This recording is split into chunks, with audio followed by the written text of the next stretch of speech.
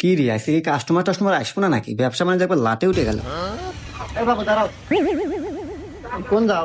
এ দোকান যাইতেছ হতে কিনে মু। আরে বাপরে হতে বেছে না যাও গা। আরে বাবু হতে দেখতেছি গাড়ি হতে বেশবো না কে? বললাম এই দোকান হতে বেছে না, তুমি যাও তো, যাও যাও যাও যাও যাও। হদায় কাস্টমার আছে, আমি খুঁজতেছি আমার কাস্টমার। এ বাবু কোন যাও, কি নিবে?